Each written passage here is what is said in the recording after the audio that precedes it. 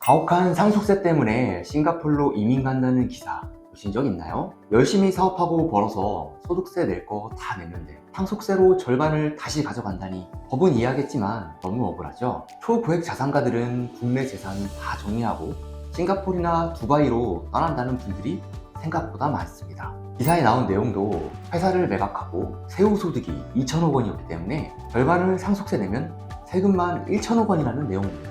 하지만 연세가 있으신 분들은 막상 노년을 말도 안 통하는 해외에서 보낸다는 게 쉬운 일은 아닙니다. 지금도 국내에서 편히 잘 살고 있는데 자식들을 위해 세금 줄인다고 이렇게까지 해외에서 살아야 하나? 이런 생각도 듭니다. 꼭 해외로 떠나야만 상속세를 줄일 수 있는 것은 아닙니다. 가족법인을 이용하면 노후를 국내에서 살면서 상속세를 줄일 수 있는 방법도 있기 때문에 가족법인을 이용한 상속세 절세 방법에 대해 이야기해 보겠습니다.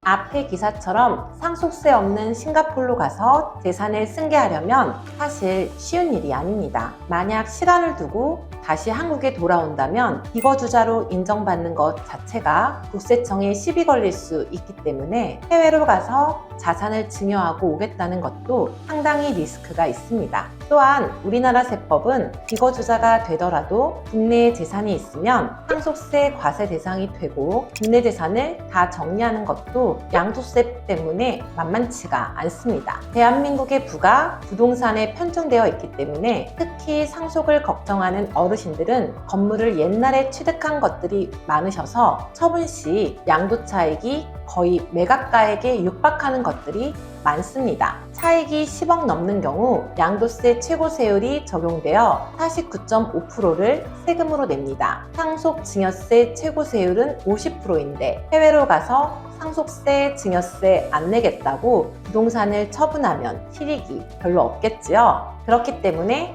자산가들 사이에서 가족법인을 많이 활용하고 있습니다. 이런 기사들 많이 보셨죠? 찐 부자들의 절세 맞는 키, 가족법인. 과연 어떻게 활용한다는 걸까요? 현금이 많은 자산가는 자산 승계를 위해 할 수 있는 수단들이 정말 많습니다. 만약 건물보다 현금 같은 유동자산이 많으신 분들은 가족법인을 활용한다면 여러 가지 거래 구조를 활용할 수 있습니다. 건물 자산가들 또한 가족법인을 활용한다면 취득세와 거래 비용이 일시적으로 발생하긴 하지만 일반 증여세, 상속세보다는 훨씬 큰 절세 효과를 보실 수 있습니다. 자녀들이 해외에 비거주자로 있다 해도 세법상 유리한 점은 국내 재산을 증여해줄 때 부모가 증여세를 대신 내줄 수 있다는 점인데 이것만으로 이민 고민을 잠재워줄 정도의 절세 유예는 안 될 겁니다. 하지만 자녀들이 주주가 되어 국내 가족법인을 설립하고 부모가 자녀 대신 법인에 이익을 주는 거래를 이용하면 자녀 주주에게 바로 증여세가 과세되지 않습니다. 완전 증여세가 과세가 안 되는 것은 아니고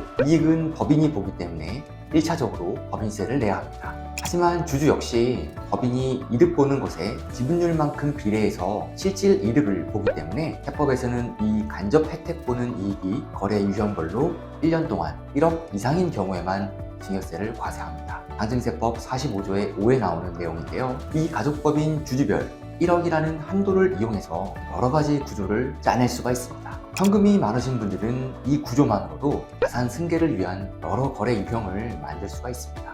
반면에 건물을 물려주시려는 분들은 건물가가 100억, 200억은 되는데 그걸로 언제 넘기냐 반문하실 수도 있는데요. 여기에도 여러 가지 방법들이 융합될 수 있습니다. 대표적인 것이 현물출자 법인 전환이라는 것인데요. 가지고 계신 건물을 법인 전환하면 부동산이 법인의 주식으로 전환된 것이어서 자녀들에게 지분을 물려주는 구조로 바뀌게 됩니다. 이때 원칙은 법인의 건물을 넘기는 것이어서 양도세를 내야 되는데 당장 내지 않고 나중에 법인이 건물을 실제 파는 시점으로 이월시킬 수가 있습니다. 법인의 건물이 이전될 때 취득세는 일시에 납부를 해야 하지만 그럼에도 불구하고 당장 자산을 처분해서 양도세 내고 해외로 자산을 반출하고 노후 해외에서 보내고 나중에 한국에 다시 온다 한들 비거주자 인정해줄지 불안해하는 것보다 오히려 가족법인 플랜이 효율적이라는 말씀을 드리는 겁니다. 부동산 증여하는 것보다는 부동산을 법인 전환한 후에 법인의 주식으로 이전할 때 가족법인 구조까지 활용하면 더 효율적인 절세 플래닝이 가능하기 때문입니다. 선물칠자 법인 전환을 다른 유튜브에서도 들어보셨을 겁니다. 하지만 전문가의 경험치와 역량에 따라서 다양한 거래 구조가 응용될 수 있습니다. 컨설팅이라는 것이 정답이 없기 때문에 여러 전문가에게 상담을 받아보시면 똑같은 방식으로 해법을 제시하는 것이 아니고 다 다른 방식으로 풀어가기 마련입니다. 건물 상속 대비가 무조건 법인 전환만이 답도 아니고 각각 처한 상황이 다르기 때문에 중요한 것은 다가오는 상속이라는 큰 틀에서 그 입장에 맞는 해법을 풀어가야 한다는 것입니다. 또한 아무리 좋은 방법이 있다 해도 필수적인 것은 상속까지의 시간적 여유입니다. 건물의 이전은 10년 정도의 여유를 가지고 플랜을 실행해야 하기 때문에 너무 늦으면 안 된다는 겁니다. 건강 상태에 따라 다르겠지만 70세 정도부터는 시작해야 상속까지 안정적인 시간 확보가 가능하겠습니다. 그리고 나라에서 세법을 매년 개정해가면서 빈틈을 메우고 있기 때문에 늦게 결정할수록 나의 기회는 사라집니다. 이번에도 1월 17일에 세법 시행령 개정안이 나왔는데 외국 법인을 가족 법인으로 활용하는 절세 수단이 앞으로 사라져서 늦게 실행하시는 분들에게는 큰 기회가 없어졌습니다. 그렇다고 너무 공격적으로만 풀어나가셔도 안 됩니다. 국세청의 공격을 미리 검토할 수 있는 능력도 정비되어야 하는데요. 가족법인과의 거래는 특수관계자 간의 거래이다 보니 원칙적인 조세피가 아니냐 하는 과세관청의 의심이 늘 많기 때문에 이에 대응할 수 있어야 됩니다.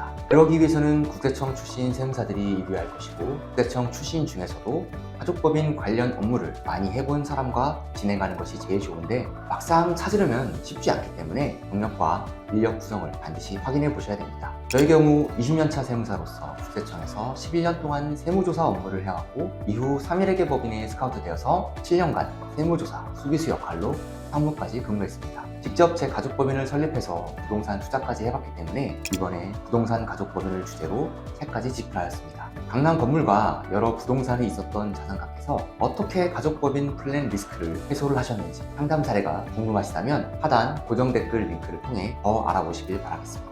그럼 오늘 설명드린 내용을 간략히 요약해 보겠습니다. 1. 가족법인을 이용하면 증여세나 상속세 대신 법인세가 적용되며 가족법인 주주별 이익이 거래 유형별로 1년 동안 1억 이상이 되지 않는 거래인 경우는 별도의 증여세가 과세되지 않는다는 것. 2. 가족법인 이용 시 다양한 거래 구조를 융합하여 건물 이전을 가속화할 수 있다는 것. 3. 건물을 법인화하는 현물출자 법인 전환 시 재산이 부동산에서 주식으로 바뀌고 양도세를 이월시킬 수 있다는 것. 4. 건물 법인 전환 시 취득세를 일시에 내더라도 미래의 상속 증여 절세 효과가 훨씬 크다는 것. 5. 가족법인 플랜은 10년 정도의 장시간이 걸리기도 하므로 70세부터는 준비를 해야 하고 세법이 매년 개정되면서 혜택을 좁히고 있으니 실행을 서둘러야 한다는 것. 영상 봐주셔서 감사합니다. 가족법인 책을 쓴 가족법인 전문가 국세람, 상속증여 전문 세무법인 하나였습니다.